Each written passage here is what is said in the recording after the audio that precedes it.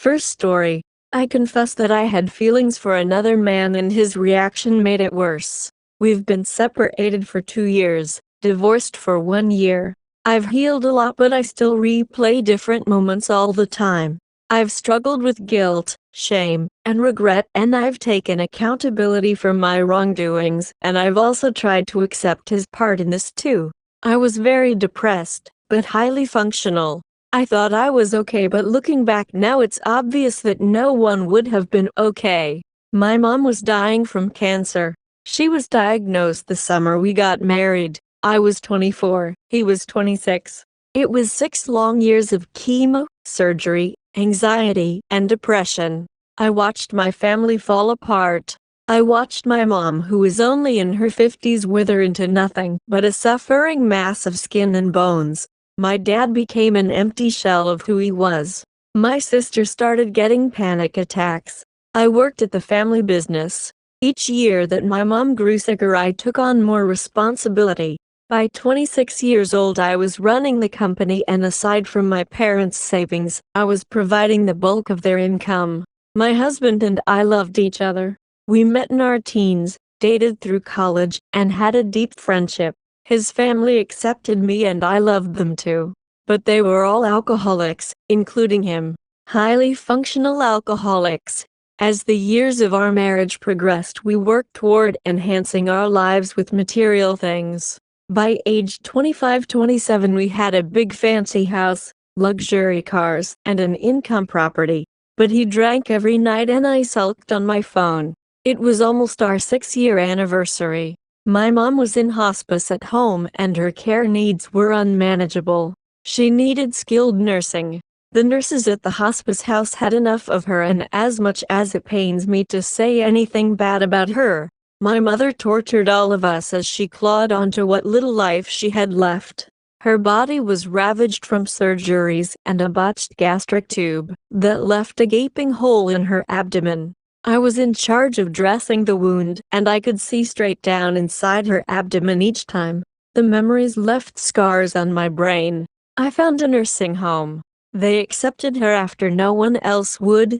It was the most beautiful facility with excellent care. She could be at peace there. And selfishly, I could have part of my life back. But the admissions director noticed me during our interactions. He was young and handsome and so kind. He listened when I talked and he understood. We talked 2 or 3 times. We never went to lunch, never exchanged phone numbers, never had an appropriate contact. But he made me feel something I hadn't felt in so long. I felt encouraged by him and I felt excited to see him passing in the hallway. It had been 2 weeks of this and I couldn't live with the guilt of having a crush on another man. I loved my husband and respected him and never wanted to cheat on him. So that night I told him that I had feelings for this man at the nursing home, and that I was so confused and overwhelmed by everything happening in my life. He responded with empathy. We've all felt that way. You only feel guilty because you're a good person. I asked if he felt that way before and he said that yes. He felt like he was in love with other women during our early relationship and during our marriage. I asked if it was the bartender, the girl at work. Who was she? He refused to answer. That conversation left me feeling hurt and betrayed. How could he have felt the same way I felt and not have told me? How did it happen several times? Was I not enough for him? The situation intensified. I began fantasizing about a relationship with the other man. How amazing would it be to be with a man who didn't drink, didn't look at other women, who could relate to me on an emotional level? I realize now that was all limerence and I was projecting my needs onto a stranger. I had a nervous breakdown and I moved out. My husband fought for me, but he still wouldn't tell me who the other women were. He hadn't worn his wedding ring in 2 years after he misplaced it. I stopped wearing mine a year ago in protest of him not replacing his. For years he told me that I was controlling and now he was calling me crazy. I believed him and I thought of myself as a mean, scary, controlling person. But he had secrets and that ate away at me. After I moved out, the other man and I started seeing each other. My mom passed away 3 weeks after I moved out. My dad and sister were inconsolable, and I was trying to manage the business which I now inherited, sort through her very complicated estate, plan her funeral, and I guess the new relationship was a perfect distraction from all of it. He would come to my apartment, sit on the couch with me while I cried, and he would just listen. He would tell me funny stories to make me laugh, and I would forget about everything for a while. He was always kind. The night before the funeral, my husband came to talk with me. He was finally ready to admit who the other woman was, as there was one big one and several less important ones. The year before we got engaged, he met a girl at grad school. He said she was beautiful. She had fire engine red hair, tattoos, and a big butt. He said she was smart and really funny, and after night class, they would walk around campus until 10 or 11 p.m. He admitted that I would call him to say goodnight and he would ignore my call and tell me he was in the library late working on a paper. I remember those nights. I was living with my parents, planning our weekend activities with my dog on my lap. I never thought he was having an affair. He said it ended dramatically after a class trip. They carpooled, and she sat in my seat in his car, supposedly with 2 other students in the back. It was a 4-hour trip each way with one night in a hotel. He said they were drinking, and when the bar closed she invited him back to her room.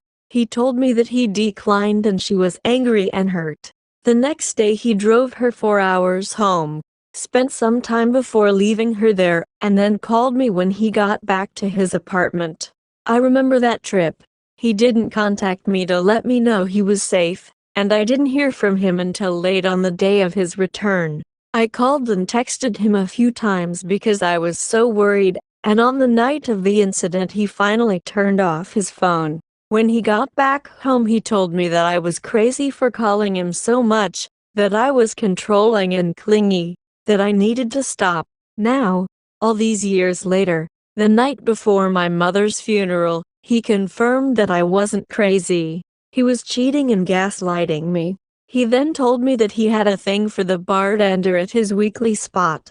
She had green hair, tattoos, and piercings, and I knew she was his type.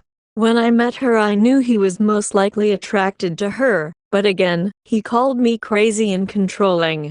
He wasn't wearing his ring when they met, and he admitted to me that she wasn't aware that he was married.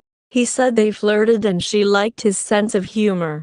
He was at that bar once a week for 2 years, and the handful of times that I asked him to come straight home from work, because I made something special for dinner, or it was storming, or I just felt like I needed to spend more time with him, he called me controlling. He even made a GoFundMe for this bartender during COVID and gave her $500. He said she saw a photo of me on his phone and was cold to him after she realized that he was married. He hid it from her as long as possible. And finally, the co-worker that I had questions about and was called crazy and controlling for asking about. The female co-worker who would have one-on-one coffee with him beginning the same month we got married. The co-worker who was known for dating around the office, for breaking up relationships, and who asked my husband in no uncertain terms if he was interested in her, during the very first year of our precious marriage. That co-worker became his girlfriend, the one who he couldn't purposely avoid without being taken to HR, the one who was just friends with everyone, the one whose laugh sounded like she swallowed a donkey. The one who was ugly and whose body looked like lumpy shapes, his words, not mine. The co-worker who was the base of our arguments. So yes, I was very wrong for what I did. I regret it every day. And on some level I still love him deeply. I dream about him every night.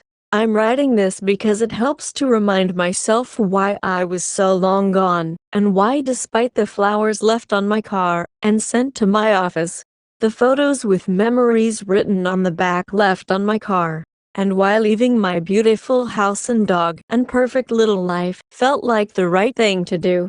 I wanted to burn our house to the ground with all the precious fucking memories in it.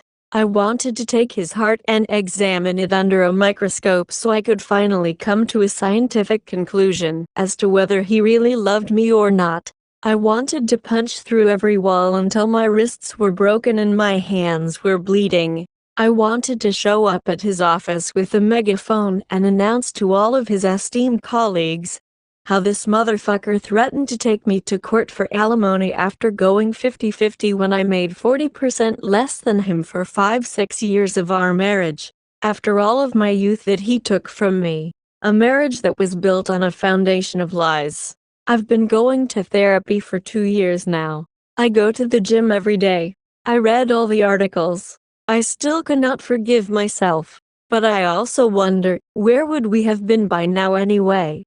Second story. I tried to get revenge on my cheating wife, but I ended up accidentally deleting her boyfriend. God, I'm still shaking. I didn't mean to do it. Things weren't supposed to go this way. It was a total accident. I'm not sure what to do right now. Please Reddit Hive Mind tell me what to do. Let me explain the situation. One Sunday night in March of 2023, I found out my wife had been cheating on me for years. I, 37M, had just bought my wife Stacy, 34F, a new iPad for her birthday. She was very happy with the gift and I was helping her get it set up and synced to her Apple account. She went to take a shower and left the iPad open. I heard a bunch of notifications, so I checked and saw that all her messages were backed up to the iPad. Seconds later, she received a new message from someone named Gracie. I knew of Gracie as she was my wife's gym friend. For context, in 2021 when COVID restrictions lightened up, my wife and I joined the gym. We would go in the morning, but then I eventually had to stop due to work. She continued to go and currently goes 3-4 times a week consistently. Eventually she mentioned that she made a friend named Gracie. She normally has trouble connecting with other women, so I was happy she made a new friend. I never met her, but she goes to the gym with her all the time. They have even taken occasional girls' trips. Over the years, my wife's figure has improved greatly. Her butt is bigger and more firm. Her waistline is more slim. She even has a six-pack now. I'm very average looking in comparison. I'm not fit but not overweight. I'm 5'8", slightly balding, but I thought I looked okay. The text from Gracie read, I pulled a muscle last time. Tomorrow it's your turn to get on top. I was stunned. My gut reaction was that they were having sex, but my wife is absolutely straight. I wasn't sure what to think, but before I can screenshot the text, my wife started coming out of the shower. I quickly turned off the iPad and went to bed. I couldn't sleep at all that night. I was hoping I misunderstood the text. Maybe they were stretching? Maybe it was during their yoga class. I was praying it wasn't what I was thinking. Our relationship hasn't been perfect, but I thought it was good. We're both firm on being child-free. We have semi-regular sex, about twice a week on weekends unless we're tired. We don't argue over anything. We've been married for 5 years, together for 10. I cook and clean for us since she works long hours as a night shift nurse, 3 p.m. to 3 a.m. I work morning shift as an engineer, 5 a.m. to 2 p.m., so we don't see each other much except for weekends when we're both off. I decided that night that I wanted to see for myself what was up. I got up at 4 a.m. like normal and got ready for work. I then left in my car and parked down the street from our home. I called off to do this. She normally went to the gym around 8 a.m. every Monday, Thursday. Like clockwork, she left around 7:50 a.m. I followed behind her from a distance. She drove about 15 minutes away to some random neighborhood and pulled into the driveway of a house I didn't recognize. There was a lime green '67 Mustang parked in front of the garage. I saw her get out and walk up to the door. What I saw after really stayed in my mind. A man opened the door. He was about 6'2", totally jacked and had a thick beard. He looked like he was a lumberjack or something. She hugged him and went inside. I felt like throwing up. I was trying to rationalize what I just saw. Hugging him doesn't necessarily mean she's sleeping with him, but it doesn't look good either. I stayed in my car and waited for her to come out. She didn't leave the house until around 12 p.m. Her hair was a mess. Her clothes were wrinkled like they were taken off and thrown around. Her face was flushed like she just had a long workout. They hugged again and she drove off home. I noted the address down and stayed there for a bit. I stayed in my car and drove around for a few hours until it was time to go home. We normally see each other for a brief 20 minutes each afternoon before she goes to work. She acted normal the whole time. I asked about her gym workout and she said the typical stuff about how yoga and Zumba classes were brutal. I was heartbroken but wanted to be absolutely sure. I followed her again every day that week and she did everything the exact same. She went to this house every morning. The dude would answer and hug her. Then she'd spend a few hours each day with him and leave roughly the same time. That was enough evidence for me, so I decided to leave her. I contacted a divorce lawyer and explained the situation. He told me that because I make more money than her and that I have no actual proof of infidelity, at best the process will end with her taking half of all my assets. I was pissed, so I came up with a plan. Transfer all my assets to my brother, sabotage her birth control, catch her in the act, and take recordings, and then kick her ass out. I spent the next year slowly transferring all my assets to my brother. My name was on the deed to the house, so I transferred it him. I emptied my personal bank account and wired it to him.